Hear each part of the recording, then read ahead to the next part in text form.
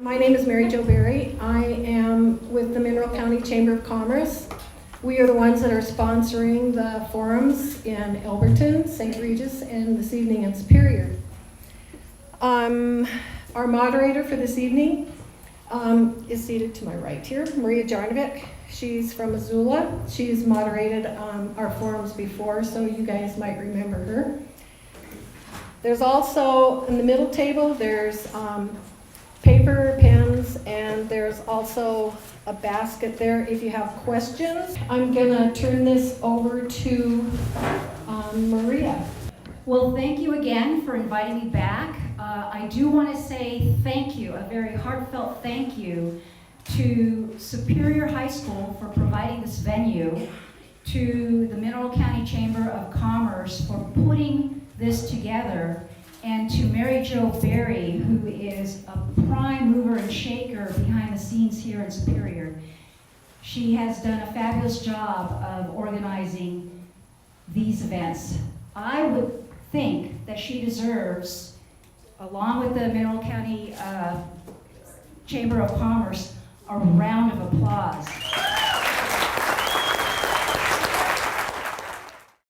All right, just a couple of housekeeping issues. Number one, civility rules.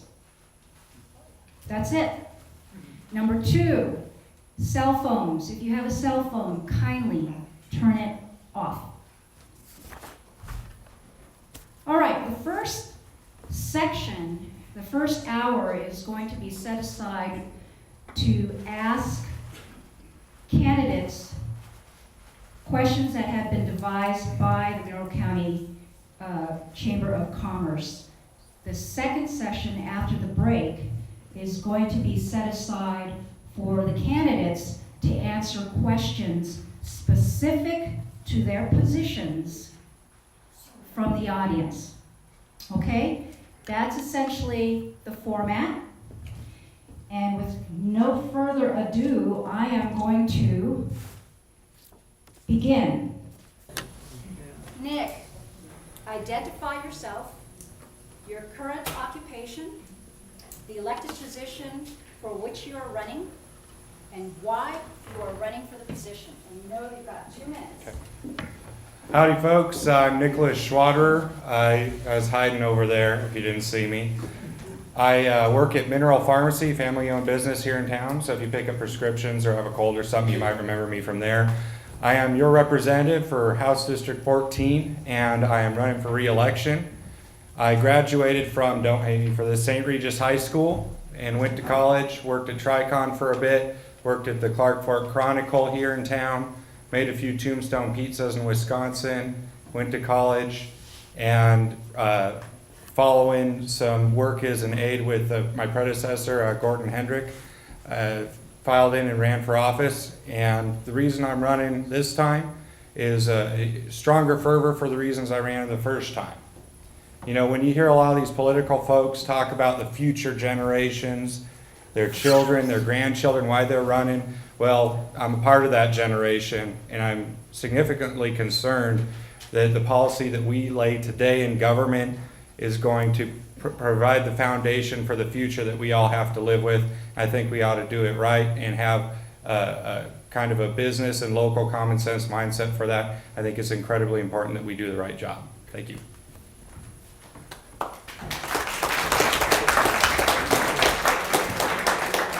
If we can hold the applause until after everyone completes, that would be fabulous. Thank you. My name is Robert McCandless. I've lived in Hagen for 8 years. I am retired. I'm probably the oldest person up here on the stage right now. I'm a young 71 years old. I've been married to my wonderful wife, who is the love of my life, for many years. We have 6 children, 10 grandchildren. We had 5, you're going to love this, 5 teenage daughters and a teenage boy. And we got through it. I'm running for the position of the West End County Commissioner. The reason I'm running is that I want to represent the West End in a diligent manner and to be readily available to the residents living in all of the West End District. Living in Hagen and being retired will afford me this opportunity. The safety and welfare of the residents of Mineral County is my primary concern. Another concern that I have is getting information to the people in the West End. A lot of times, the people up there have not a clue what's going on in county government or anything else, and they need to know and become involved. And I have 30 seconds left, so with that, I thank you for coming. I would appreciate your vote, and if you have any questions for me, you can talk to me at the break or afterwards. Thank you very much. My name's Tony Pearson. I have a ranch in west end of Mineral County on Little Joe Road. And bought in 1970. Moved here permanently 14 years ago. But I commuted back and forth for several years, logging timber off, exporting. That's my main venue then, exporting private and domestic timber overseas. I exported cottonwood out of here before the SMZ come into effect. And been in the trucking business for 48 years. Been in logging a little longer than that. Had a mine in Elk City, Idaho that my wife and I and another family owned called Barton Mining Company. Bought and sold heavy equipment and farm, raise cattle, a little bit of everything we do in a ranch. Been married 50 years to my wife Roseanne, down in the yellow shirt on the second row. Got a son who's a state policeman in Oregon, both fishing game and highway patrol. And a daughter is married to a rancher in Lame Deer, Montana. Daughter married to a rancher in Paisley, Oregon. Another daughter married to a rancher in New Mexico, and they sold out there, and now they live in Kalispell. So I have 12 grandkids, so 3 of my children went to college, and one of them got a doctorate, the other 2 got master's degrees. All I got is Mr. degree, so. What are you running for? I'm running for county commissioner, West End. And with my experience, I think I can do a job that will represent people here very well. Thank you. Good evening. Thank you all for coming, and thanks for getting the phone working. My name is Dwayne H. Simons. I'm your current County West End County Commissioner. Put the mic up. Oops, sorry. I'm the current West End County Commissioner. I've served Mineral County for 6 years. I live down in St. Regis, Montana with my wife Donna. We've been married for 40 years.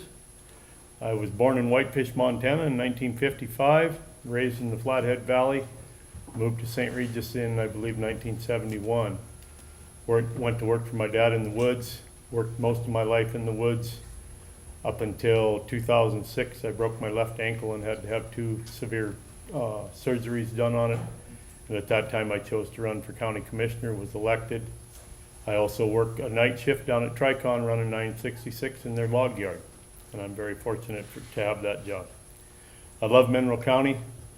I love living here. In the last 6 years that I've been commissioner, we've made some real tough decisions. And every decision that you make that comes before the commissioners can be a tough one. It's always dealing with people's lives and money. And I think that there are a lot of things that I'd like to continue doing here, and I'd like to see a couple of projects done to fruition. And so if you see fit, I would appreciate your vote on June 3rd. Thank you.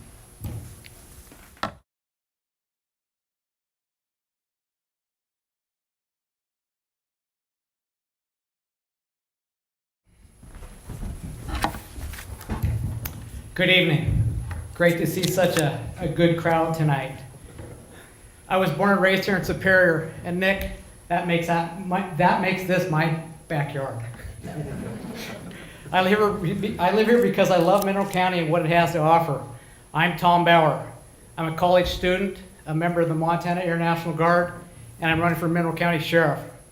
I'm running for Mineral County Sheriff because Mineral County needs effective, trusted law enforcement. I will bring integrity, professionalism, and dedication to this position. I will dedicate my life to the citizens of Mineral County as their sheriff. I will ensure the deputies, under sheriff, and I work with professionalism, integrity, dedication, and be held accountable for our actions every day I'm in office. I have 21 years civilian law enforcement experience, 29 years military law enforcement experience. I've been a DARE officer. I was a certified narcotics canine handler and trainer. I've deployed several times and carried out missions in Iraq, Afghanistan, Pakistan, Kyrgyzstan, and Uzbekistan. I have many years of supervisory experience and monetary with budgetary as well. Citizen safety will be a priority of mine. Illegal drug enforcement in the communities and all schools will be a priority in Mineral County. I will house federal prisoners in our jail. I will start a narcotics canine program. I will train schools and business on active shooter and law enforcement issues. There will be a school resource office dedicated to drug enforcement and law enforcement education. And this deputy will be hired to a COPS grant. I will start a Sheriff's Advisory Council made up of people from different zip codes throughout the county and a student from each school as well. I will start a youth law enforcement summer camp. This is why I'm running for Mineral County Sheriff. I have the most experience and I'm ready to be the next Mineral County Sheriff. You ready, Phyllis? Yeah. My name's Adam Cole. I'm currently a child abuse and sexual abuse investigator for the county attorney's office. I also handle cold cases or any follow-up work the county attorney needs. I'm running for sheriff. In the last 10 years, I've been a detention officer. I've been a probation officer. I worked for the Department of Corrections as a drill instructor. I've been a deputy and now a investigator. I fully understand the responsibilities that come with being the sheriff. I'm ready to take the next step and bring that to this community. I'm currently married to my wife with a 1-year-old daughter, Addison. We live in Alberton. We're building a home, and this is where we want to live. This is where we want to raise our family. This is where I want to work. Thank you, and have a good day. My name is Michael Toth. I'm 42. I'm not married, and to my mom's dismay, I have no kids. I'm running for the office of sheriff. And I think, like everybody up here, all of us and everybody that's ran for office in Mineral County, it's because we care about the county. We love it here. But what sets me apart is my 17 years of law enforcement experience.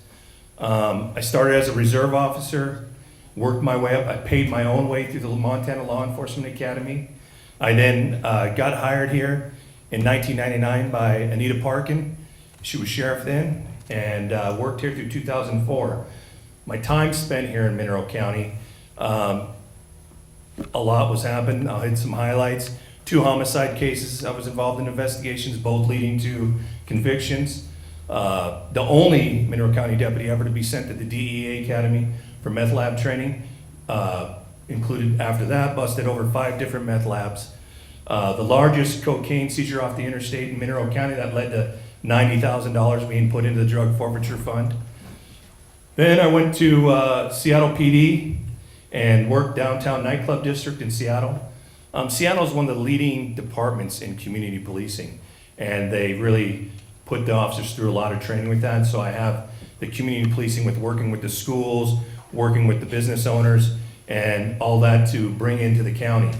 From there, I went to Renton PD as a detective for them, property crimes, burglaries, thefts, identity theft investigations, and of course that has a wealth of training from surveillance training to undercover school and everything that came with the detective training. Then I moved back to Montana for my family. My dad had cancer, so I moved back to take care of him, and I got involved in union work and was a union director dealing with labor issues between employers and employees, and doing contracts and getting rid of the conflicts between them. All that said, I would like your vote, and thank you. Hello. It's apparent from the turnout that citizens of Mineral County are very concerned and tuned into this election. My name's Rob Larson. I'm a current deputy with the Mineral County Sheriff's Office, and I'm running for sheriff. I'm married to Regina for 14 years this September, and we have 3 kids. Zach, who will be 21, Emily and Katie, one's 12 and one's 9, and they go to the schools here, up in the elementary school. And I'm also a homeowner, and I live here in Superior. I think my best training for sheriff has come from my over 5 years of experience as a detention officer at the Missoula County Jail, and my over 7 years as a peace officer. Currently, with the department, I'm the deputy coroner, field training officer, senior breath test specialist, and search and rescue coordinator. And I believe that a dedicated and effective sheriff's office is critical to the success of any county, city, or community. In addition, it's my belief the citizens of Mineral County need and deserve a relationship with the sheriff's office that is rooted in trust, and that the hardworking men and women with the sheriff's office deserve the same. Thank you.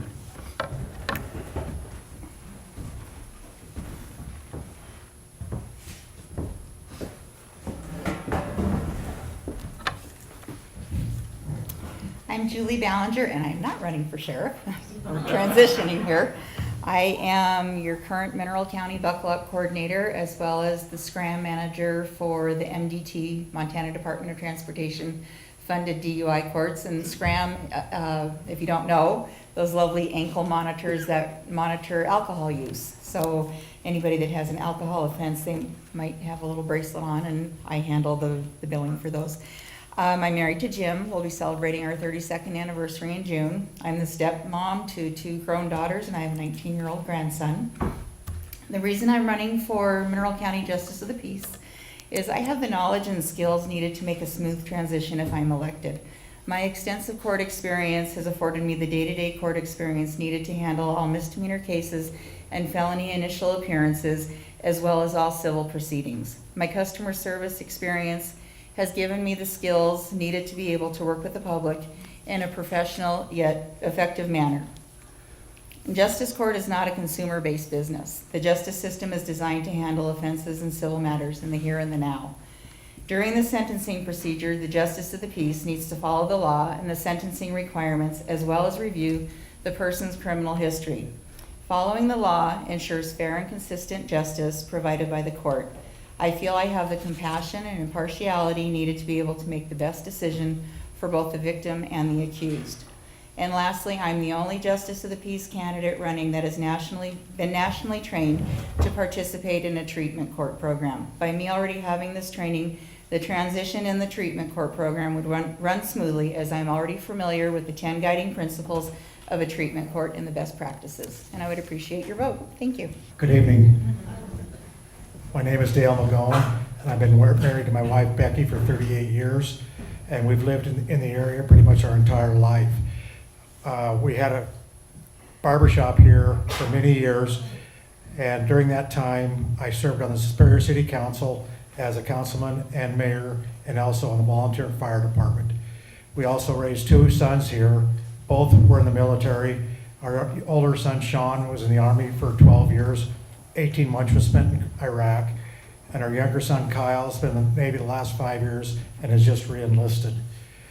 I spent 15 years working in an insurance office where I handled large financial transactions, dispute resolution, and customer service. So basically my entire life was spent in working with the public. I spent the last 5 years going back to school and just got a Bachelor of Science degree, and also have an Associates of Science degree. I do not have any experience. I probably have the least experience of anybody here relating to specific to the Justice of the Peace Office, but I feel my years spent in the insurance agency working within guidelines helped me operate within the confines of the guidelines of the Justice of the Peace Office. Also, my years going to college shows that I have the tools to be able to learn and gain the knowledge necessary to fulfill the duties of the office. So I'm running for Justice of the Peace, and I appreciate your vote. Thank you. Thank you all for coming out this evening. I appreciate the opportunity to speak to you. My name is Mark Grimm. I own a custom cabinet shop here in Mineral County, and I'm running for Justice of the Peace. I'm married to my wife Cindy. We have a daughter, Amy. You know, when I first started this campaign, man, I almost threw up on my shoes. I was scared, unsure, and apprehensive. But as the campaign has progressed, I've realized from talking with so many of you that we all recognize that changes are needed in justice court. I am the person to make those changes. I will make positive changes to the justice court in Mineral County. I have the following goals for improvement of the justice court. Improve customer service to the public in the following ways. Reduce the time required to process cases.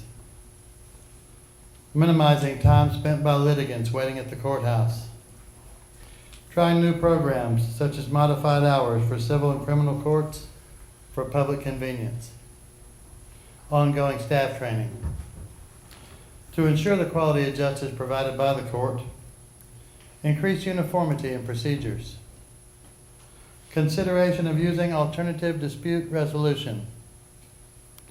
Planning for the needs of the youth, elderly, mentally ill, and others. Improvement of the infrastructure of the court. These accomplishments will be a good start. Citations and monies are handled on a daily basis by the Justice Court staff.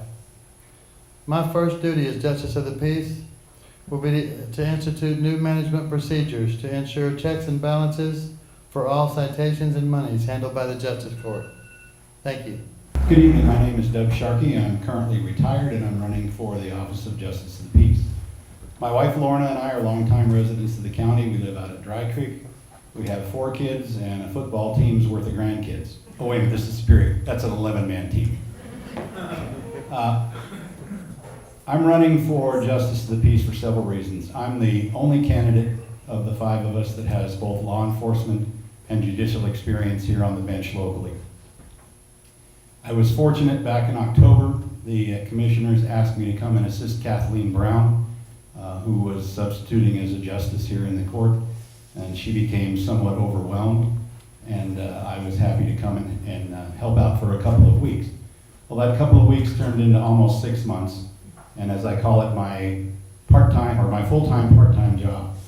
During the time that I was here sitting on the bench, I had over 200 hours of time as a justice, and was able to adjudicate cases involving traffic law, criminal law, civil cases, and even at several small claims courts. I feel that that's given me the ability to know what this job is about and whether or not I'm suited for it, and I do believe that I am. And I think that having that learning curve out of the way at the end of Judge James's tenure here, we can have an extremely smooth transition and have the court turn over without any difficulties. I'd appreciate your vote. Thank you very much. Well, good evening. My name is Pat Morgan, and I'm running for Justice of the Peace. I feel that I have the education and the experience to be a fair and effective justice for Mineral County. I have 10 years experience as a court administrator, where I also worked with the Supreme Court, sat on several committees for domestic violence, for DUI. I've worked with many of the different programs, the offender programs. I also have an experience as a teacher, and I have an experience as in business. I have a business degree. I also have an education degree, and I also have a master's degree in legal studies. I feel that I have the experience to perform this job. I was also one of the trainers for all the small towns for the new court software when it came out, Full Court. I know the software inside and out very extensively, especially the financial end, as I was in control and in charge of running the budget, running all the reports for all the different state agencies, and I reconciled all the financials for the municipal court in Missoula, which was a huge database of patients and as financials. In the 10 years I was there, I was never over budget, and there was never a penny missing out of the budget. So I would think I do have the experience and the knowledge, and I would appreciate your vote for Justice of the Peace. Thank you.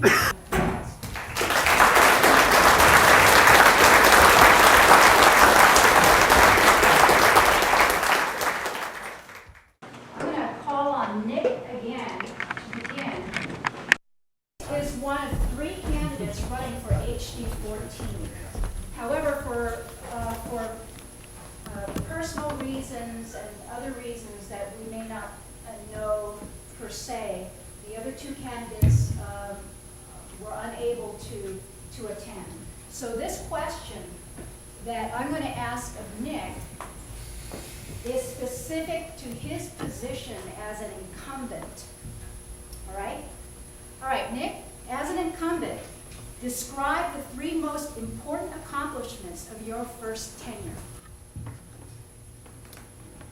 Well, first, I think the first would show priorities, and it'd be my first vote on the House floor as your representative. And that would be voting alone, 99-1 no, against pay raises for legislators.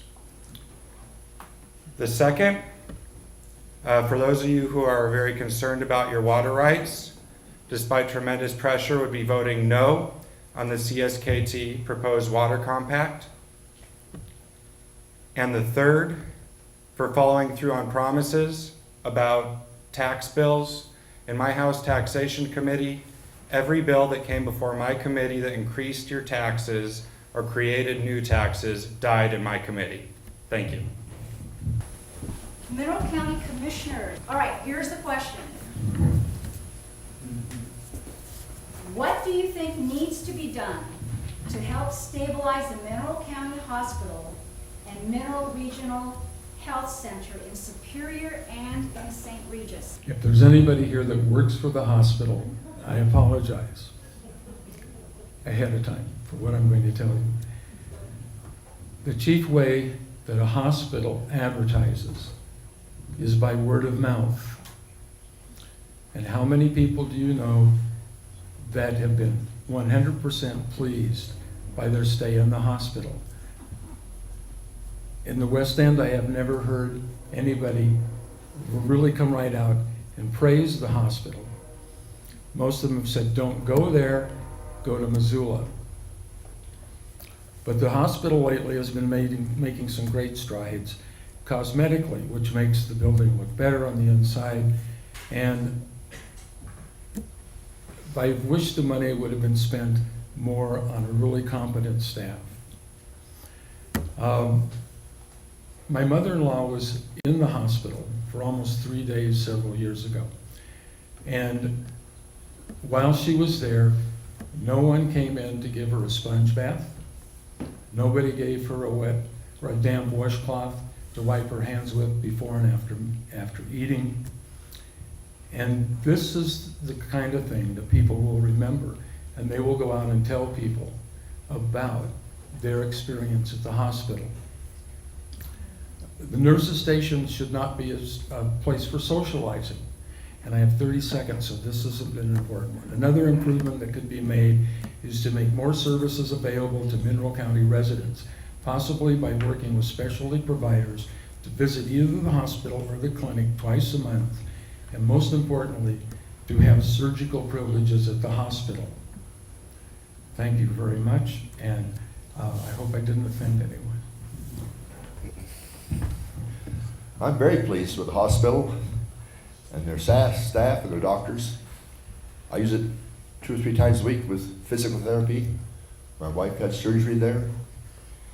Granted, had some bad CEOs come in and try to turn us upside down, but they're getting that straightened out.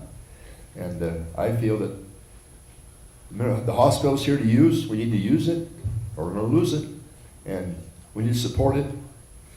I'm very much willing to support that hospital and their staff. They've been very good with us. What needs to be done to stabilize the hospital and the health center? We've heard on several occasions from the sheriff's candidates that we need to get back to the basics.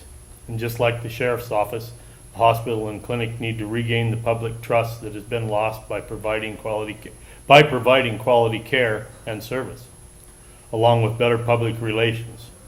They need to sell themselves to all of Mineral County, not just Superior, St. Regis, Alberton, or the West End. We're all in this together, and we need to work together to solve these problems. Speaking of being in this together, a big part of the hospital's budget picture lies within maintaining usage numbers.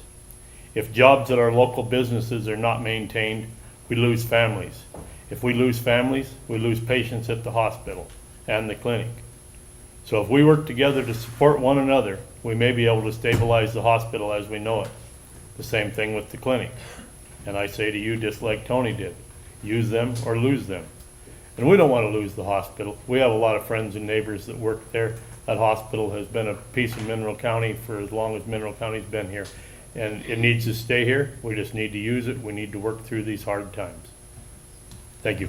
The next question is for the Justice of the Peace. Can or should expense to the county be considered when sentencing?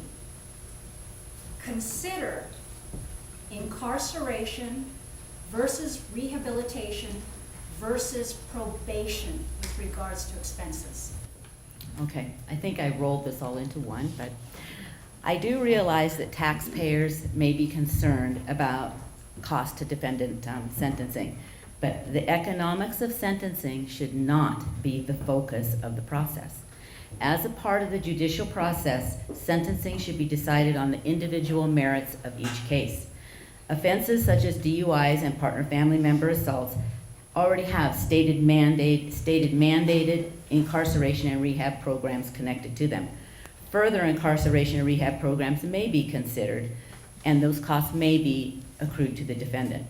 The sentencing process should consider the nature of the crime, the defendant's criminal record, the concern of community safety, and the possibility of recidivism or becoming a repeat offender.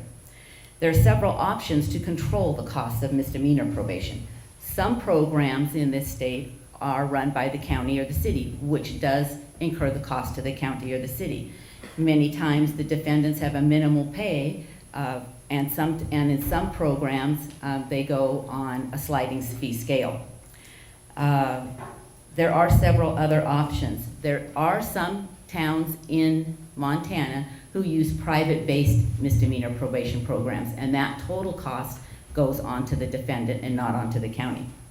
There is a concern, though, when defendant-based pay reaches an unattainable amount for a defendant, they don't complete their treatment programs, they don't complete their probation, then increases their chance for recidivism, which then increases the cost to the county when they are incarcerated again for non-compliance. So I do believe that one of the main keys to keep costs down is for the court system to have an effective collection system to collect the fines that are out there and bring those monies in. Thank you. Given our current financial status here in Mineral County, can we consider that? Of course we can consider that. Should we consider it? We should consider everything. But to make that a basis for a decision is ethically and judicially not proper. There are a lot of alternatives that we can use. As Pat pointed out, for DUIs, drugs, and partner family member assaults, there's certain mandatory minimums that we have no choice over. Can we use fines in lieu of jail time? Certainly. Can we use weekends in jail for folks with jobs that we don't want them to lose, so that we don't lose that productive part of our counties? Certainly. Community service, I found when I was there, especially with a lot of our juveniles, visible community service seems to be a pretty good deterrent. But there's one expense that I won't abide, and that expense is making a financial or hasty decision that puts in jeopardy the lives and the protection of the citizens of this county. Sitting up on that bench when a guilty verdict is rendered, it's probably one of the most gut-wrenching things that I've ever experienced.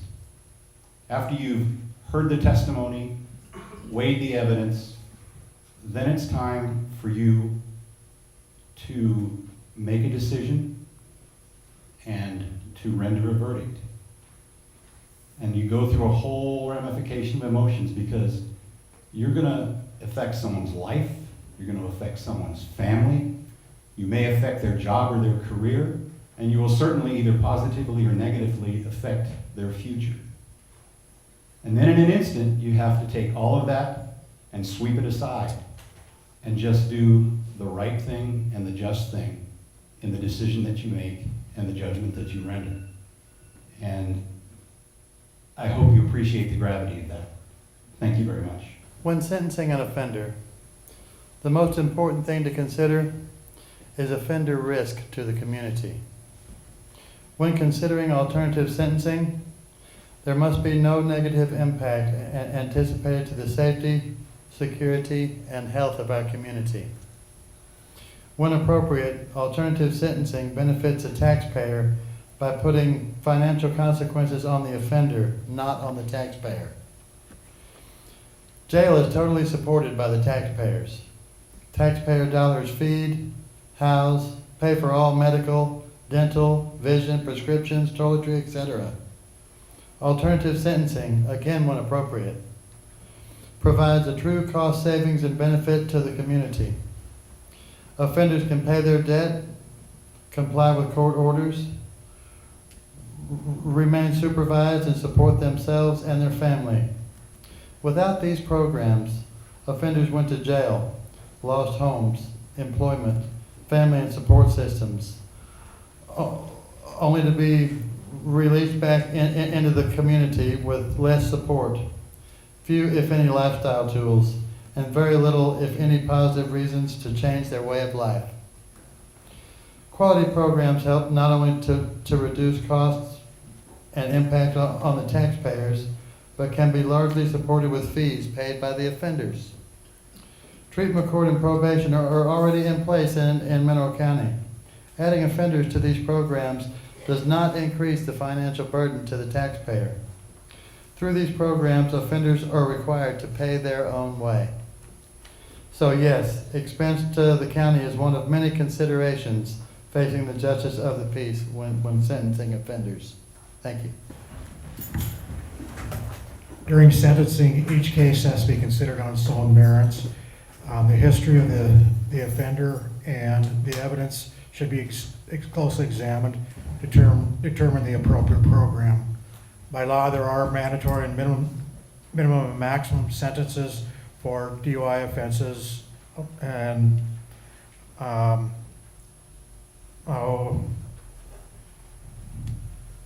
other offenses.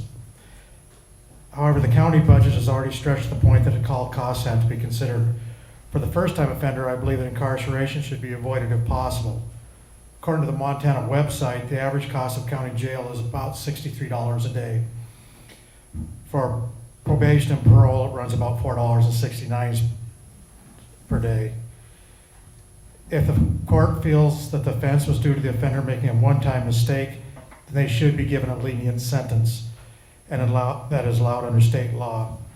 I believe the justice court should not be used solely for revenue generation, but as a tool for assisting offenders to correct their behavior. I do not know enough about treatment programs to determine their effectiveness. I know that for DUI offenses, the treatment program is mandatory, but I do not know about gambling and drug offenses. However, I have seen statistics that show those who serve jail time for alcohol or drug-related crimes rather than treatment have a much higher recidivism rate. I do feel that the effectiveness of treatment programs depends on the individual's own life choice. I know a few people who went through rehab programs for drug and alcohol abuse and have completely turned their life around and been sober for years. I also know of others who could not wait to complete the program so they could start drinking or using drugs again. I really question if the programs work without the offenders truly being invested in making a personal choice for change. I believe that getting help for first-time offenders should be the priority of the court, and jail time should be reserved for repeat offenders. Thank you. Today, it costs $62.50 a day to house someone in the Mineral County Detention Center. When someone is in jail, they do not contribute to their household, which ends up costing all of us in one way or another. Their family becomes dependent on assistance for housing, utilities, food, and the list goes on. When the statute mandates that treatment is part of sentencing, for example, DUI or partner family member assault, the offender shall be ordered to attend and complete the required treatment in addition to serving the required jail time. If the offender qualifies for the treatment court program by having a drug or alcohol-related offense, that may be a way for him or her to enter an intensive treatment program where there is stricter monitoring and a weekly court appearance, but possibly less jail time. That is all dependent on the plea agreement between the county attorney and the defense attorney. Substance abuse is often the cause of repeat offenses. Jail time alone is not going to help if there are underlying issues. I feel treatment would be appropriate then. There's also a cost savings to the county by having someone in a treatment court rather than having them sit in jail. Treatment court saves about $13,000 for each person that they serve, and 75% of drug court graduates do not reoffend. Drug courts are the nation's most effective strategy in reducing recidivism, especially among drug-addicted offenders with long criminal histories. Since 1989, drug courts have saved over 1.3 million lives and billions of tax dollars, forever changing the course of a predominant lock-em-up philosophy and proving once and for all that treatment does work when accompanied by accountability. As far as probation in that whole mix, it depends on the severity of the crime, the criminal history, and the offender's risk to society. You have to take each case on a case-by-case basis. The next group is the sheriff. How would you respond if a member of the public relayed to you that dispatch told him or her, quote, "There is no one on duty right now," unquote? First part. Second part, how would you rectify this concern? Well, first of all, there are very few hours on the day when there's no officer on duty. Obviously, when each crime has a priority, robberies, assaults, and burglaries have the higher priority. With those, the deputy needs to be called, and there are protocols in place for that. With the lower crimes as thefts of chainsaws, and stuff like that, those are lower priorities, and a deputy can get to them in a timely fashion. Or that's good to have someone who has law enforcement experience, a retiree, to start, that volunteers to come out and start the paperwork that way, if no law enforcement is available at the time. What was the second part of the question? I'm sorry. How would you rectify this concern? So, the way you could rectify that is to adjust schedules to your off hours, to maybe where the calls are coming in, where if the deputies aren't available or aren't on shift at the time.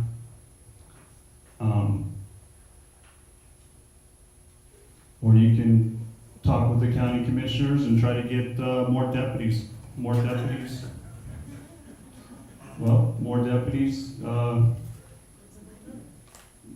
faster response times. Thank you. Well, it is inappropriate. The dispatcher shouldn't be telling anybody that. I don't know what the disconnect is with the sheriff's office. I'm looking from the inside out, or from the outside in. There were 7 of us when I was here, and there's 7 of them now. Well, they're down to 6 right now for the past couple weeks.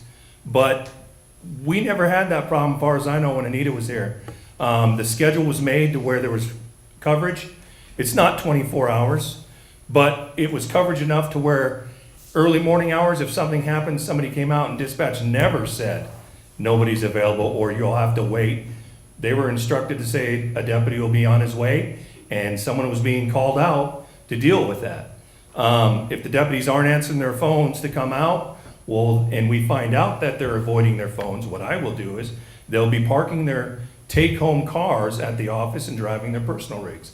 The reason they get take-home cars is so that they can respond from their houses and they can come in a quick manner.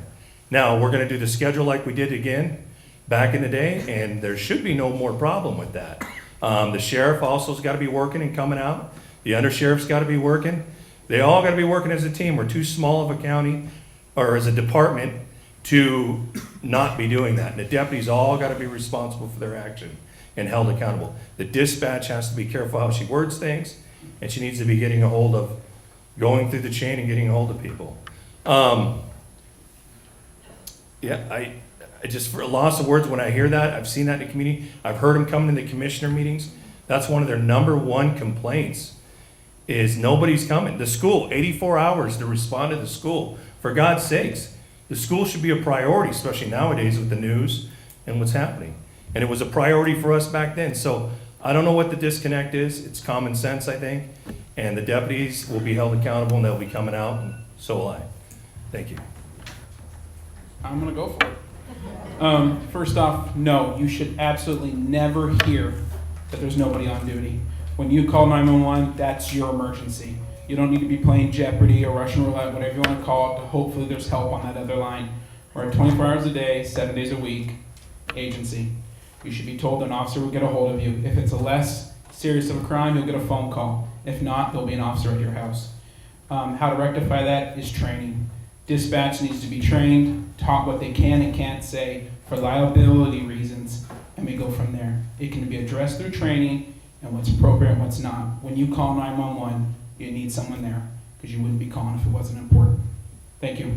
I have a hard time imagining a dispatcher from what I'm used to saying something like this, just because in my world in law enforcement, someone always comes, no matter what. So maybe the dispatchers do need additional training on what to do when this happens. You know, if a call comes in, a deputy will respond, period. That's all there is to it.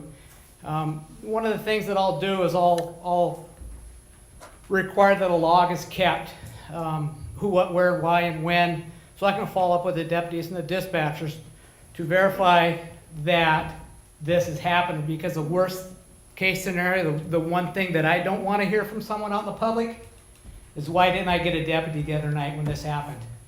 That would, for me, as a sheriff in Mineral County, would be the most embarrassing thing that I would have to face. And that's not what I'm about, and that's not going to happen on my watch, period. The thing about dispatch, too, is every call that comes in is recorded. And that's good for accountability reasons. So everyone's held accountable. But I also believe that I will lead by example. I expect to be called out. I will be called out. That's going to be first and foremost.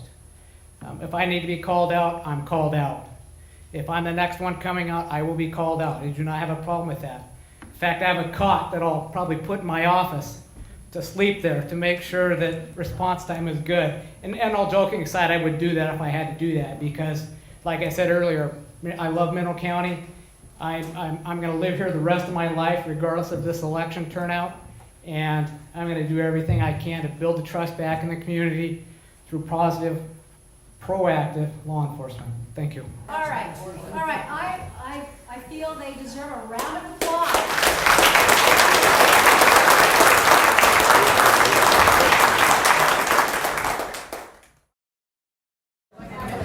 All right, if I can have your attention up here, please. As in the past two forums, the majority of the questions are geared towards the sheriff's candidates. And so we're going to try to spend as much time, most of the time, on asking these questions of the sheriff's candidates. However, there are some questions for the other groups. We will ask those first and then ask those candidates to step down into the audience.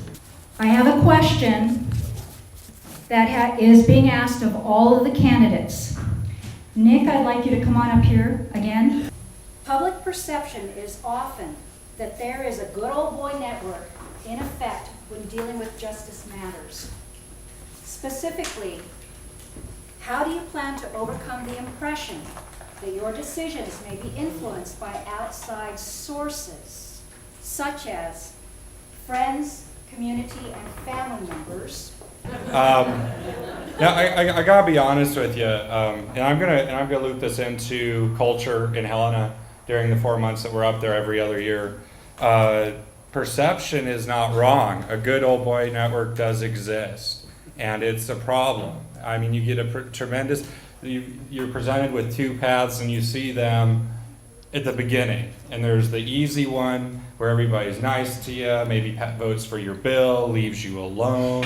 And then there's the other one where if you go against the grain, if you don't do the common thing, if you stand out like a sore thumb, if you're throwing no votes alone, then they make your life uncomfortable. And they do both the, I don't want to say it because law enforcement's up here with the good cop, bad cop thing.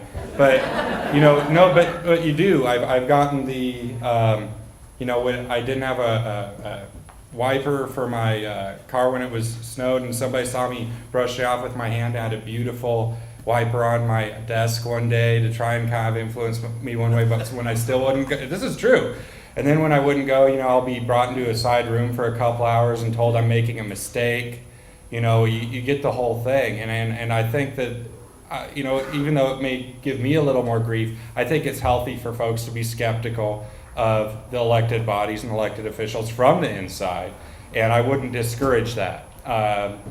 You know, it's just you gotta look at my record and see what I've done to see if you think that I'm starting to get blurred by that and become a part of it. It's very important to me that I don't, and that I do what's right, even if it's kind of rough from time to time. One example was that no vote that was very unpopular with my colleagues that I mentioned earlier. And please do be skeptical. It'll keep your government honest. Okay, first of all, I can tell you truthfully, I'm not easily influenced. Ask my wife. I'm kidding. She's the person I listen to probably most. But you have to get all of the information. You have to listen to every side of the story before you can make an intelligent decision. It's probably fairly easy to find out or to know and sense when somebody is just trying to get you on their side. Sometimes they might offer you a fishing trip or whatever, and that's not even going to work with me. I'm my own person. I will find the information. I will make a good choice as far as I'm concerned. If that choice goes against the person who wants something different, I'm sorry.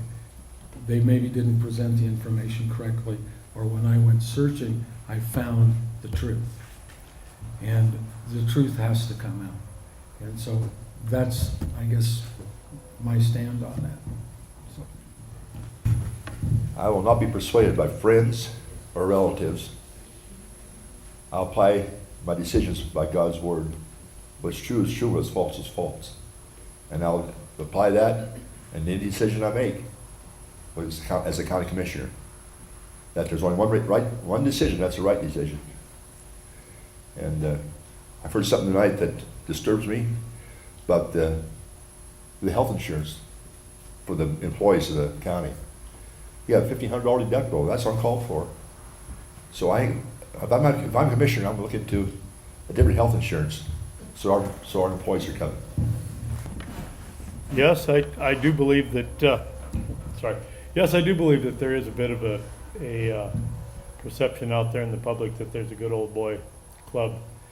And I think the way that you deal with that is you convey it to your sheriff. And you got to realize the sheriff is an elected official, if you haven't read that in the papers lately. That the only control that the commissioners have over another elected official is the budgets. And we've been accused at times that, oh, you're going to hold that over their head, or you have held that over their head. We don't hold that over their head. We live here too. We want the best possible law enforcement that we can give this community. But we also have to live within budgets. That's a reality. This is where we live.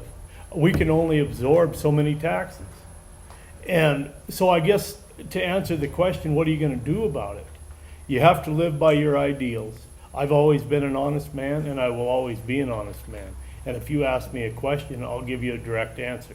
May not be what you want to hear, but I will give you a direct answer. And I guess that's what you have to live by, is live by your ideals and do what you think is right. Thank you. I also don't buy into the good old boy system, and I'm not easily influenced either. As a deputy sheriff for 9 years here, I told friends and family that don't put me in a position where I'm going to have to arrest you, because I will. Fortunately, I was never put in that position, but I stand by that. If you've done something wrong, expect the consequences, because I will arrest. And just make it known that they won't get a break. The thing about perception is I was always taught early from my parents and then from the Air Force that perception is reality. So what the public perceives is important, and it is reality. And you need to listen to that. People will give you subtle hints that tell you that, and if you don't listen to it and you don't pick up on it, then you're not doing your job. As far as the hiring process goes, the good old boy system won't work either. Everyone, no matter who it is, will go through graded questions. They will meet a fit test, an oral interview, and then a written test. They must grade out. The person that grades out the highest gets the job, regardless of who it is. Thank you. Transparency, right? Wrong or indifferent, we need to uphold it and give it to the public and let them weigh it. We don't need to hide something behind closed doors. We need to talk about it. We made a mistake. We learn from it and move on. Transparency is the best way to run a sheriff's office. If you're hiding stuff behind closed doors, it just grows and turns into more septic, and it hurts you. We need to be open, honest, and talk to the community about it. That's the best policy, and that's what we need to do. The good old boy system they believe is around here. I mean, in the commissioner meetings, they get it all the time in there. In the community, talking to people, you hear about it. I'm one of the few sheriff candidates up here that has a track record of not doing the good old boy system. There's going to be some people out in the audience that know when I was here, there was a high-ranking official, and I'm not going to say the person's name, in the sheriff's office that I did a case and arrested a prominent family member of that person. You don't think there was some grief that came down from that on me? But it had to be done. There was no good old boy system. There was no cover-up. We did what we needed to do. And that's how we're going to run the office. Agree with transparency. We're going to be up front with the citizens, the commissioners, meeting with the commissioners monthly, showing up. And, but again, I've never believed in the good old boy system. I believe in treating people with respect and professionalism, and let the chips fall where they fall. Thank you. Well, when you're a peace officer, you come into the situation as a neutral party, and you weigh both sides or all sides of the evidence, and you come to a natural conclusion based on what people tell you. So, and then their perception, however, is going to lie wherever. As long as you're doing your job with integrity, integrity as part is doing what's right when no one else is looking. So, that's my thought. You come into the neutral party, you weigh the evidence, and you come to a natural conclusion, and you go from there. Thanks.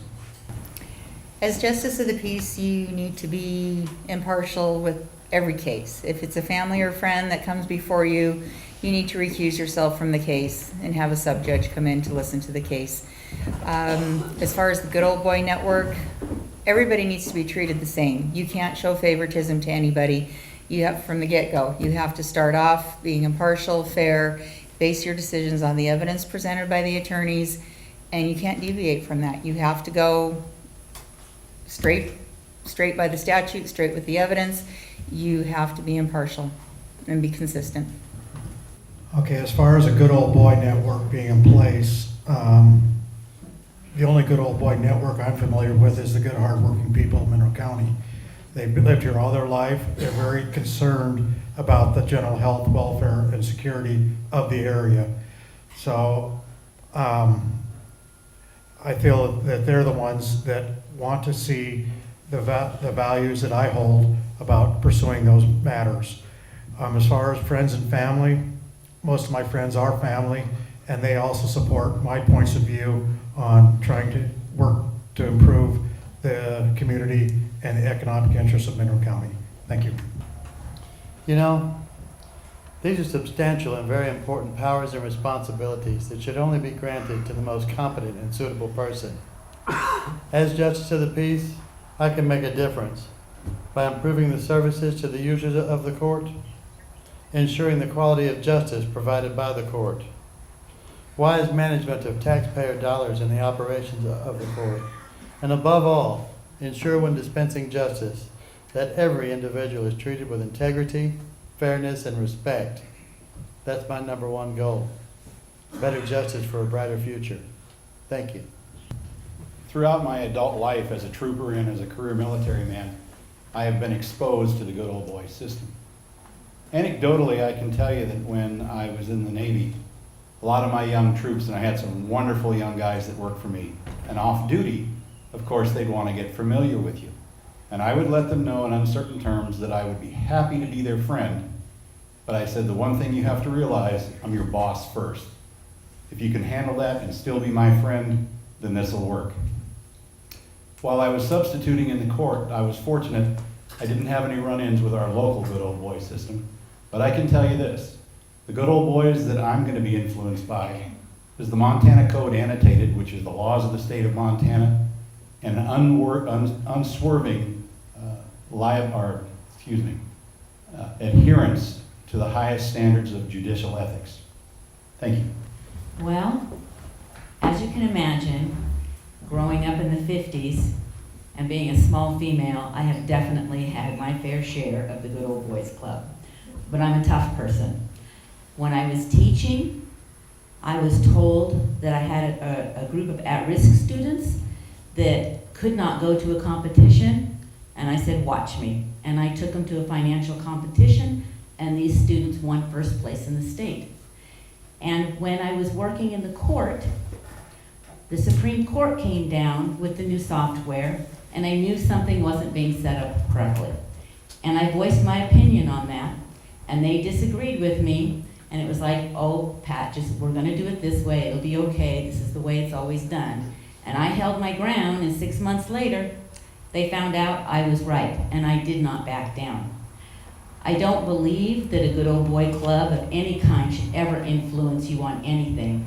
And as JP, I would never let a family member or anybody in the community influence any decision I make. And if the Supreme Court of Montana can't get me to bend, then nobody will.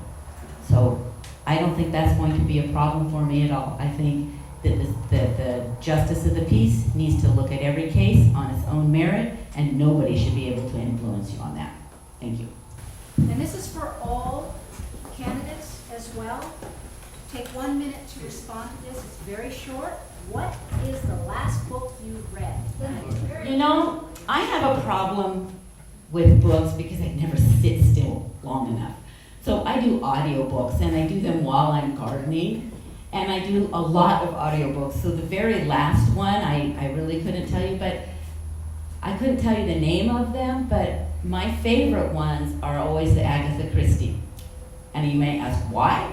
And why is because not only do you have to figure it out, which I love, but Agatha Christie books are full of history, believe it or not. They are not, everything in them is not fiction. There's a lot of history in there, and I enjoy that. So it's kind of relaxing for me, so thank you. Well, it's a good thing that JP is nonpartisan. My last book that I just got finished reading was Miracles and Massacres by Glenn Beck. To tell you the truth, I'm not a big reader. Typically, I just wait for the movie to come out. That's the truth of that. Thank you. The last 5 years, I spent a lot of time reading textbooks, just general information for my degree. And since I graduated, all I've read is mindless trash like Lee Clancy, Tom Clancy, Lee Childs, things that I didn't have to memorize or had no redeeming value. Well, last book I read was Scary Man by Jeffrey Hickey, and the one before that was Moorhead by Jeffrey Hickey. And the reason, he's a boy I dated in high school, and he's turned into a published author. The last book I read was The Constitutional Sheriff by Sheriff Mack. And the reason why I read that is just to get a perspective of I believe one of the most constitutional sheriffs in our country, and get his perspective on things. I read How to Run for Sheriff. No. All right. I was traveling when I was traveling all over the country for doing contracts and that for the unions. I heard a story about it's called American Sniper, the Navy SEAL sniper with the most kills in combat.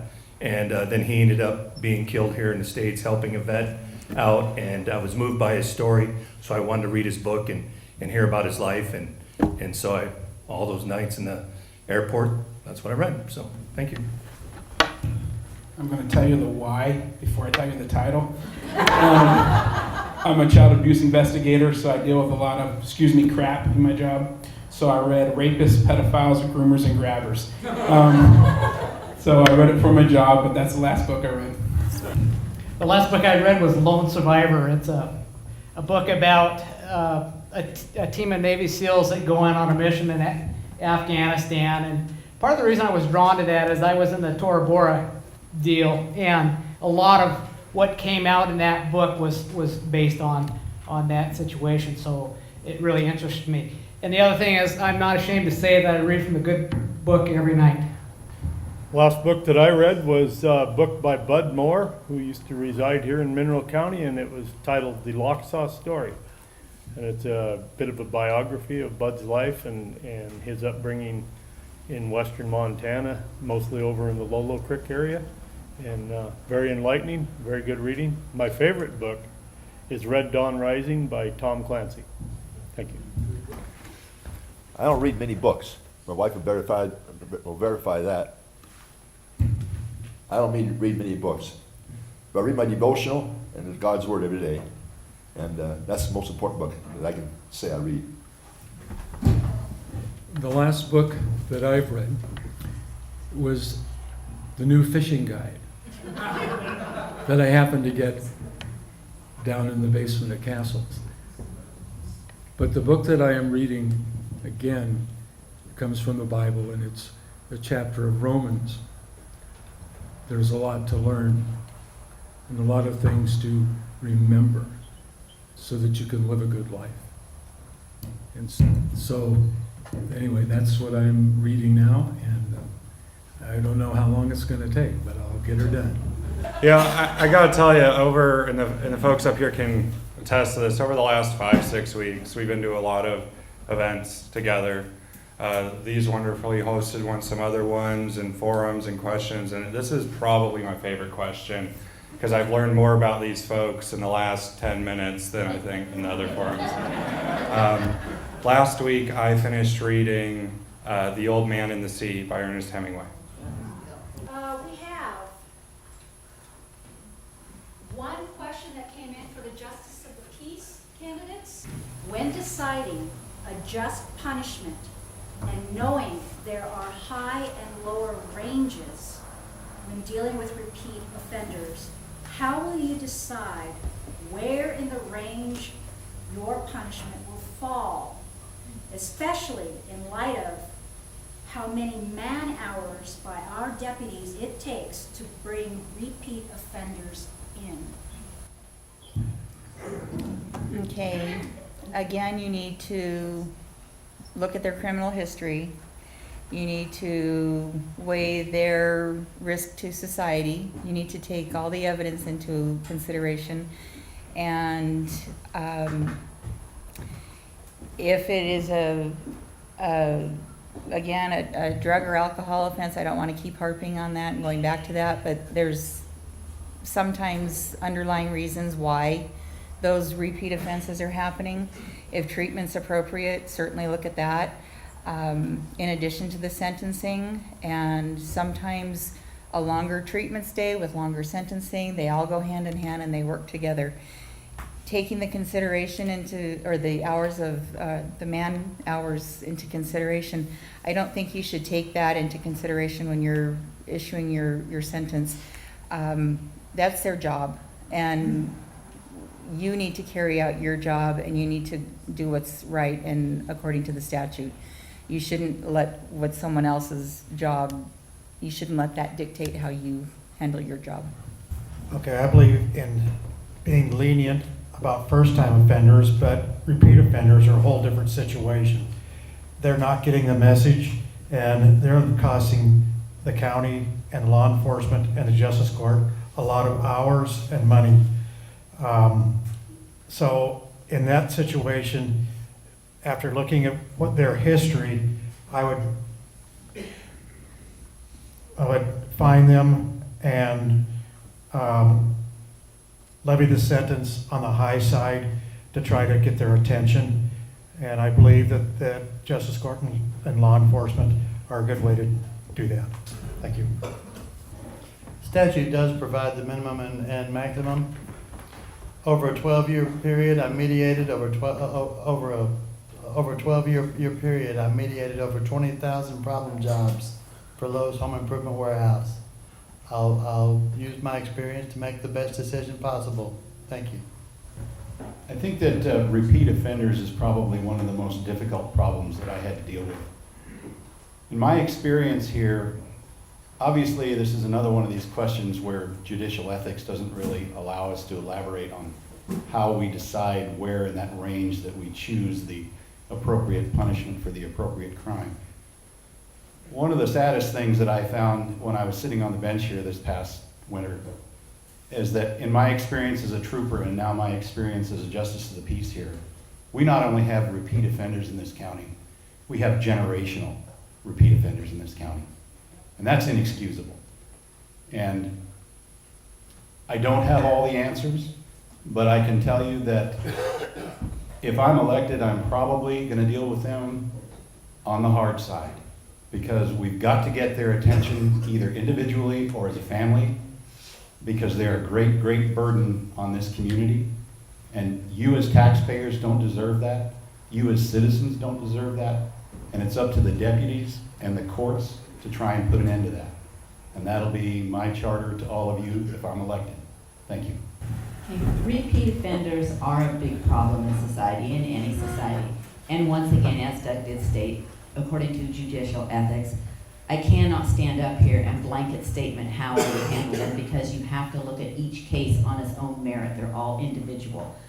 But I would try to utilize what other law enforcement and other agencies might be, information they might be able to provide me. There might be reasons that this person is a repeat offender that we are not aware of.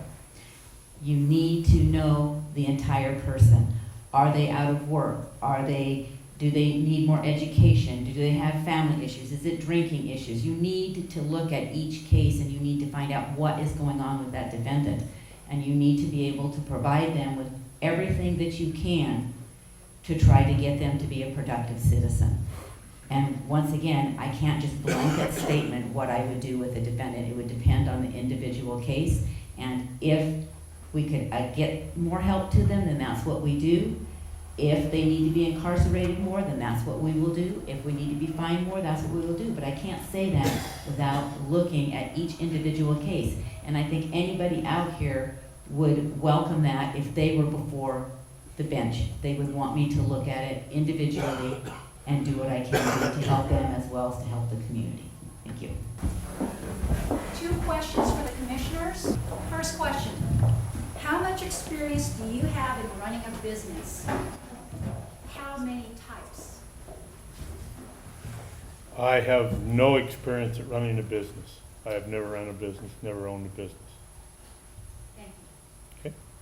Second question, how will you bring into this county more jobs and or funds to try to get our county safer and economically stable at the same time? Okay, we've discussed this on several other forums. And the way that Mineral County Commissioners have been trying to work and bring jobs to Mineral County, Mineral County has an economic development corporation, and we work hand in hand with them. We encourage them, and they come in and present projects to us. We have one going out at the airport right now. We're trying to get 3-phase power out there so we can expand an existing business that's out there and help him out. And we advertise, we call people, especially since Lori has become commissioner. We have called quite a few people, actually. Gun companies, you see these gun companies that are moving back. Who wouldn't want to move to Mineral County and open a gun manufacturing company? Well, none of them so far. But we do keep writing letters and making phone calls and following up on leads if we think that there could be a business. The problem that we're presented with here is we have very small workforce and very, very small private land, and very little to offer a business moving here other than the quality of life that we all enjoy. So it's a tough situation. But we do keep working with that. Mineral County Economic Development Corporation is tied with several other economic development corporations in adjoining counties that work, trying to find. Bob mentioned Kalispell being a perfect example of attracting businesses, but Kalispell has a lot more people, and Flathead County has a lot more people, a lot more land base, and they're not 82.1% federally owned. That's kind of a hindrance here, but we do keep working, and we will continue to keep working. I hope I answered that. I've had 48 years running a trucking business and a logging business. And I've had business experience in a gold mine, being part of that. I've had experience in managing referees at a Mid-Valley Basketball Association. My wife and I are involved with the Lincoln County Fair in Oregon. We had to manage that. And I was in our CS board, chairman of the board for a while. So basically I've been pretty much self-employed all my life. I'll try and deal with people I know that I can have some influence on, and especially in the trucking business. Get maybe a trucking company to come in this country, into Mineral County. So that's one aspect. Also dealing with, I'm going to try to deal with these high-tech flight apparatus that go with these drones that are flying around. So I'm going to try my best to talk to those that know me, that have seen me in business and have dealt with me, and talk with them. Okay, the very first business that I've had the pleasure of helping run is a marriage to my wife. And I'll tell you what, when you've got 6 kids and you have to clothe and feed them, 5 of them are girls, like I said, and they're a year apart in age, you have to pinch your pennies and you have to watch what you're doing to be able to have everybody happy and to be able to stay on top of the bills. So that's the first. The second is, quite a few years ago, I started the Flathead Lake Music Camp. It's been going now for, since probably since 1958. It services now 185 students every summer, with staff members that are all from the major local colleges or colleges that are within 200 or 300 miles from here. The budget for that camp was my responsibility. We had to plan carefully. It's the kind of thing you're not sure how many of the people that say that, or the kids that say they're coming actually will show up. So you have to build in a safeguard of money, and you try to save as much so you'll have more for the next year. It's been a wonderful experience, and I have to, now that I'm out of it, just to show you the success of this camp. Like within the last couple of years, there were 15 students and 8, I guess they were probably like teachers, that came to the camp from China and spent the week there. The camp is always held at the Methodist Church Campground on Flathead Lake. And so those are the major areas. Also budgeting at school. As a teacher, you have to run a budget. If you don't, then you go and you cry to the principal and the superintendent and the school board. And that's not much fun. Goodbye. Thank you. That's a tough question. And I know that people have been working hard to get more people here. I think that we have to keep looking. We can't ever stop. Because there's got to be someone who would like to move their job, their business here. Especially if that person is an outdoorsman. And I don't know, we just have to keep calling, we have to keep looking, we can write letters, there are all kinds of things. The internet now is at our disposal to contact just about anybody in the world.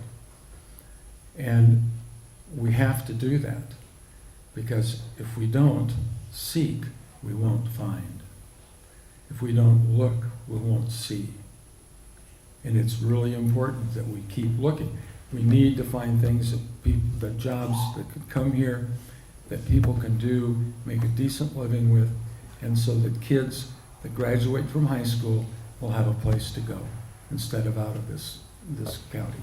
So, What insight do you have into your faults? What have you learned from your mistakes? You know, in life, if you don't learn from your mistakes, you're never going to improve. And one thing about making a mistake, if you want to improve, that's how you start. Competing in wrestling. If you get beat, you figure out why you get beat. And you improve on that. And in life, or the job as a sheriff in the county is no different. I can stand up here and say, I'm not going to make mistakes, but you all know that's BS. That's not going to happen. You'll make mistakes because it's a demanding job that requires a person's 24/7. So you learn from those mistakes, and the key to that is not repeating those mistakes. You need to learn from your mistakes and not repeat them. So once you figure out how to do that, then the rest is easy. But you know it's not easy because you're going to always be faced with challenges. So you learn from those challenges, you learn from the mistakes, and you move on. And you can't dwell on them, because if you dwell on them, it's going to ruin you. Move on, don't repeat them, and do the best job you possibly can 24/7. We're all human. We all make mistakes. My mistakes have led me here today, where I've been, where I've come. So if you ask my dad, I'm a hard learner, but those mistakes have led me here in my life and my decisions. I've learned from them. We all make them. We'll keep making them, but we need to pursue forward and get over them and learn from our past. I would hope I've learned from my faults and my mistakes. I think just like everybody says, that's how you grow up. 42 years of living life, even in law enforcement, mistakes I've made in investigations and all that. You've got to learn from it and move on. Training helps. Dealing with peers, looking for leadership. And I think by doing that, I can help the younger officers in my department and lead them and show them that it's okay to make mistakes. The cover-up's always worse than the mistake. So show them that it's okay, get back up on your feet, and keep moving. So thank you. Well, I have to echo those statements and sentiments that when you go through life, you're going to make mistakes. It's how you overcome those mistakes and learn from them. Just like in sports, you want to get better, you're going to make mistakes at that, and you'll practice to get better with those. So I echo everyone's sentiments on that. You make mistakes through life, and as long as you learn from them and become a better person. Thank you, Rob. And if you could take the second question. How do you feel about medical marijuana? Well, medical marijuana, as long as it's, in my opinion, prescribed by a doctor, it's okay. There we go. Well, it depends how many has a card in this room. No. Really, I think as sheriff, and we just talked about the good old boy system. It doesn't matter what I believe. It's like with the judges. It's what the state law is and what that requires. And as long as the people are following the requirement of the state law and or city ordinances or county ordinances, that's really all that matters for a sheriff to make that decision. I mean, that's why they're there, and that's why we're avoiding the good old boy system. Everyone's going to be treated equally and within the law. Thank you. We don't get to choose the laws we enforce and which ones we don't. We have to go by the MCA and uphold the laws. So if medical marijuana is legal, we have to go by that. We just can't take a personal vendetta against things we don't like. We have to stand by the law and go that way. Well, like it or not, it's here. And I think it's here to stay. As a member of a drug task force for 12 years, when that law came in place, I saw firsthand the negative effects of medical marijuana. If medical marijuana is used properly and people stay within the laws that are prescribed for that law, it's fine. I think there is a place for it. But I saw homicides, I saw burglaries, I could go on and on about things that had happened because of medical marijuana. That's the human aspect of it.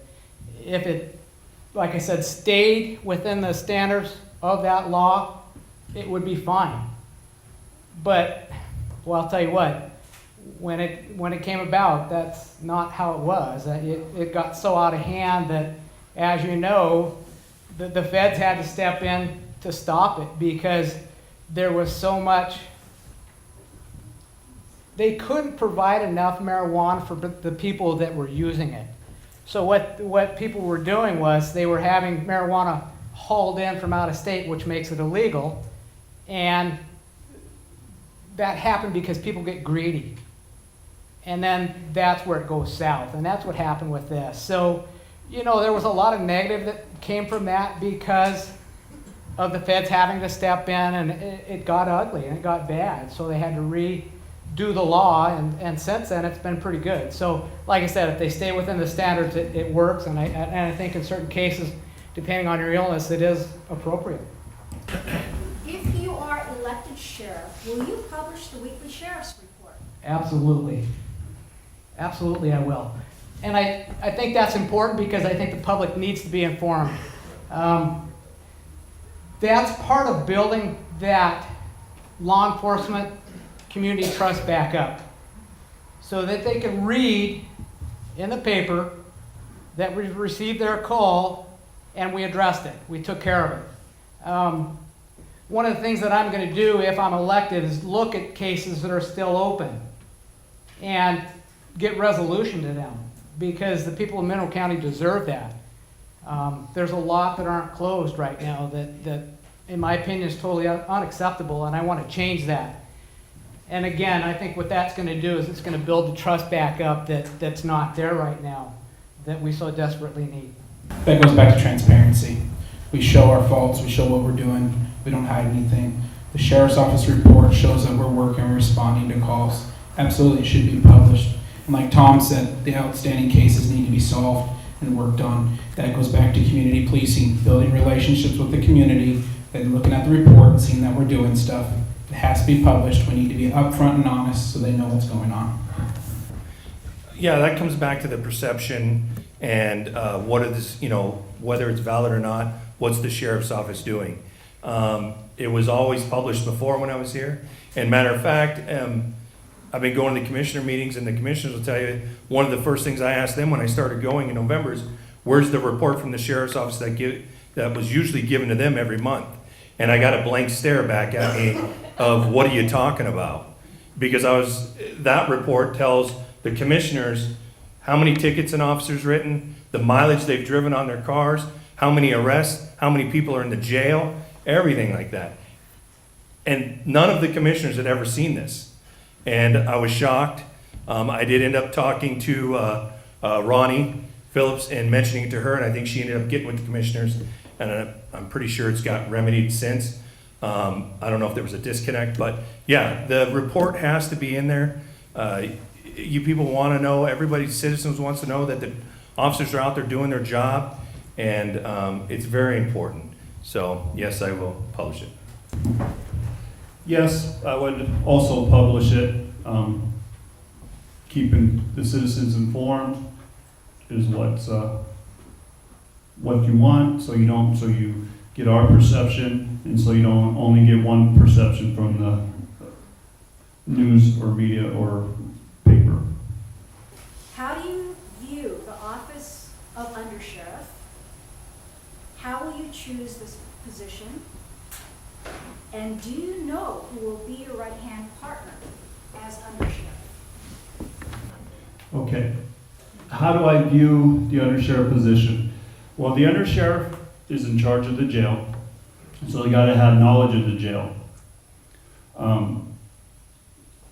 How would I pick this person?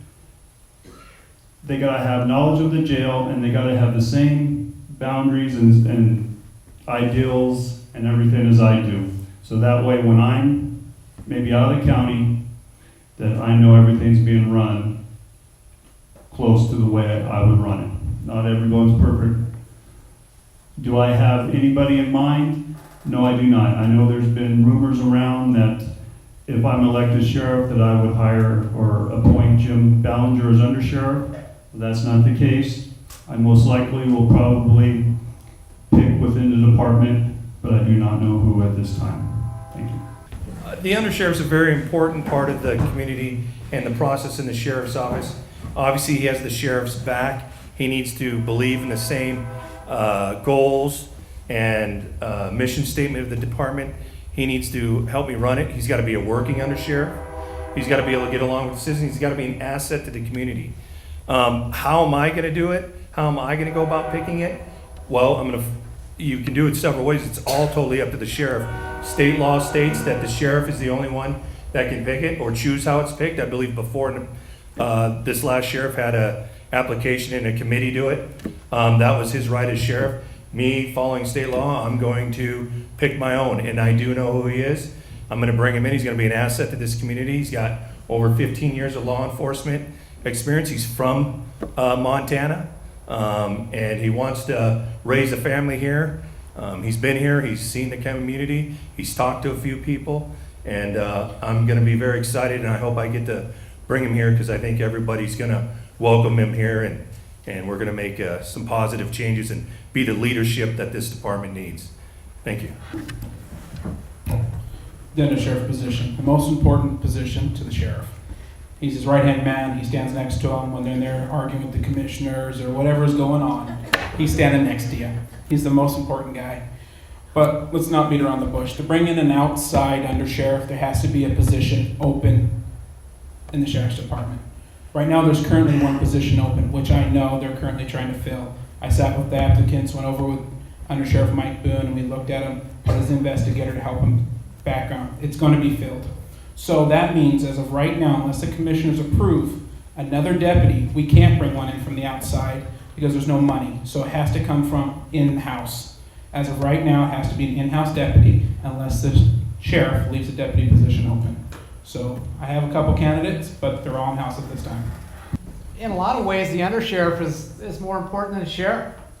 That individual is going to be your right-hand man. He has to have a working knowledge not only about law enforcement, but management, budget, because that individual is going to help me make those tough decisions that we need to do. It has to be an individual that you trust.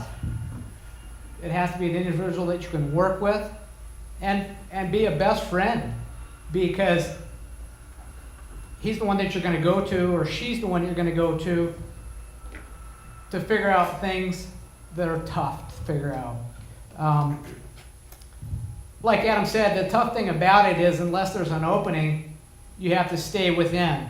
And a lot of ways I like that because you've got a smooth, seamless transition into being the sheriff, because that person's been there, they've done it, they know what's going on, they can help you with any aspect that you need. But for me, it has to be someone that you know and trust, that when you have to go to Missoula for an evening or whatever, that you can trust them to take care of the things that need to be taken care of every day. Not just when you're gone, but when you're there too.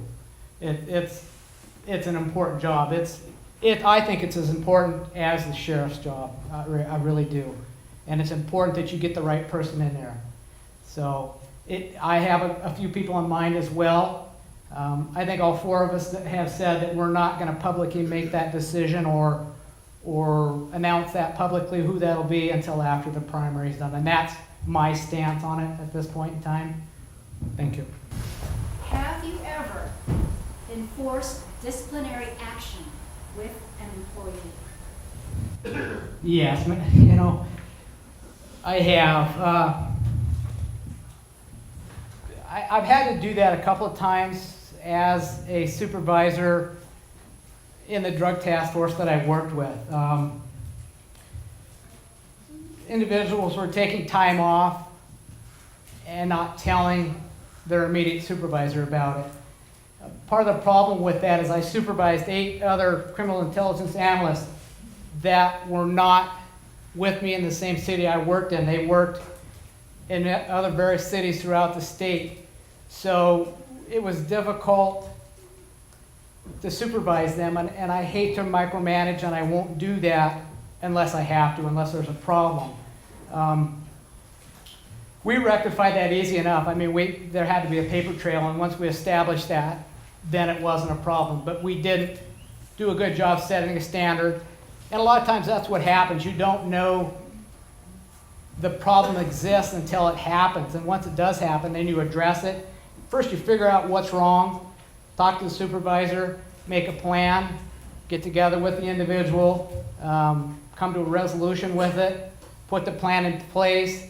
And then the thing that's important with that is you need to follow up with it to make sure that the plan that you've decided on works.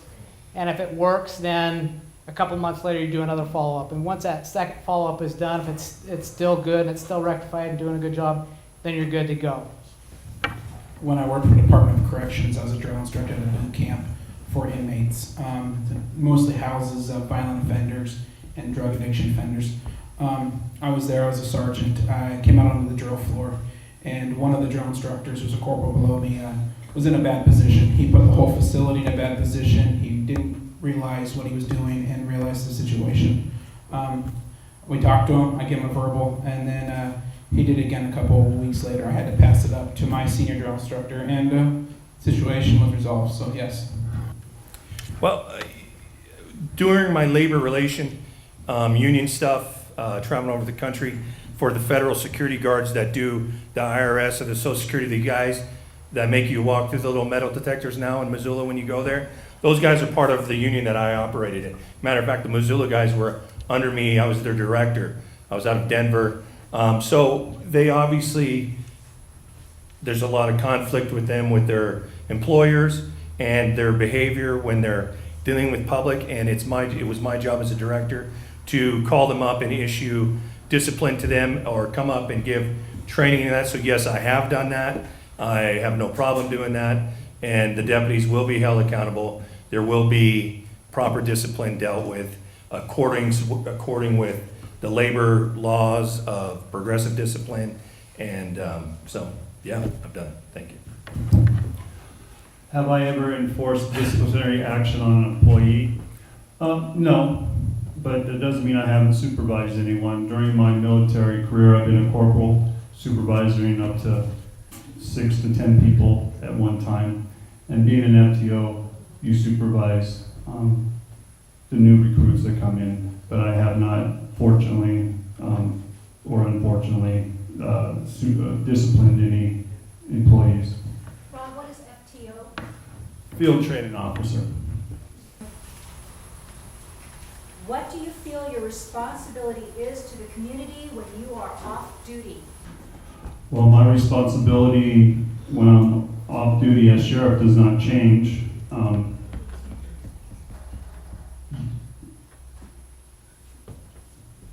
Conduct myself in a proper professional manner when I'm out in the community. Everyone's watching you. Watch what you say, watch how you act. and you lead by example.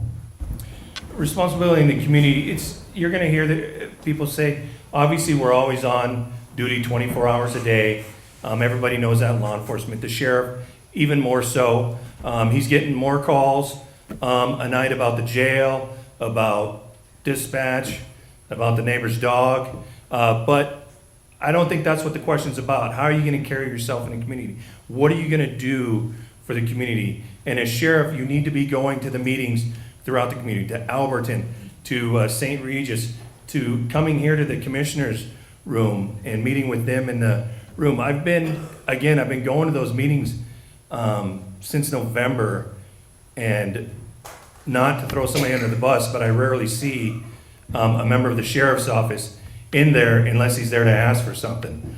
Not even to walk in. I know there's deputies that some of the commissioners haven't even met yet, and don't even know what they look like, and that's not appropriate. The sheriff needs to be one of the community, be involved with the fairgrounds.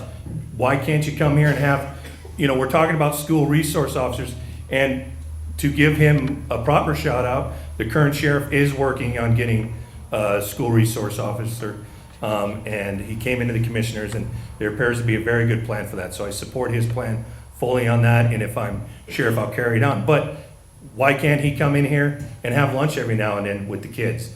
Go to the other schools, meet with them, have his undersheriff, have his deputies in. There's no reason that can't be going on. You gotta be it's just not out arresting people. You gotta be part of the community. You gotta get out there and let them know that you're human. It's not Mayberry. We still got responsibilities and we still got rules, and we can't be necessarily good old boy, but we can be friendly, we can be part of the community and show that we care and that we're human. And that's what I want out of my deputies. I expect that out of them, and that's what you'll get out of me. Thank you. Like my current position, I'm never off duty. I'm the only guy who handles the whole county for sexual abuse crimes for kids. I've taken calls on Thanksgiving. I've taken them on holidays. That goes back to being a sheriff. You're the only guy who leads the department unless you're out of town and it goes to your undersheriff. Our personal lives have to reflect our duty life. You don't get to sit in the bar, drink one night, the next night be out busting the people for you doing the same thing. You have to hold yourself to a higher standard. You have to live your life that way. If you can't do it, don't be up here. Plain and simple. Well, I already mentioned it tonight a couple of times, 24/7. You're never off duty as a sheriff in Mineral County, or any county for that matter. So what that means, you're out in public, you see something illegal happening, you're off duty. What do? You take care of it. It's that simple. It's not rocket science. That's what you do. If you have any integrity at all, that's what you do. But you also have to have that presence within the community to build that trust back up that I think, so desperately need at this point in time. And you do that by going to these meetings. You do that by going to a football game, to a basketball game, to a wrestling match, whatever. Make a presence. You're there. People want to see that. And when they see that, they respect you and talk to you. And that's what I'm going to do. I'm also going to ask my deputies to do that. I've heard so many people say that, occasionally you'll see a deputy drive by, but they never stop to say hi. Well, I think that's part of what you need to do to build that trust back up again. And that will happen with me. I will ask the deputies to do that. And it's important that I do it in a way that they understand why I'm asking them to do that, why it's important that we do that. And when that happens, then the community will help you with the crimes that they see that aren't being reported today. They'll call and report those, and you'll be able to act on them and take care of those problems. Thank you.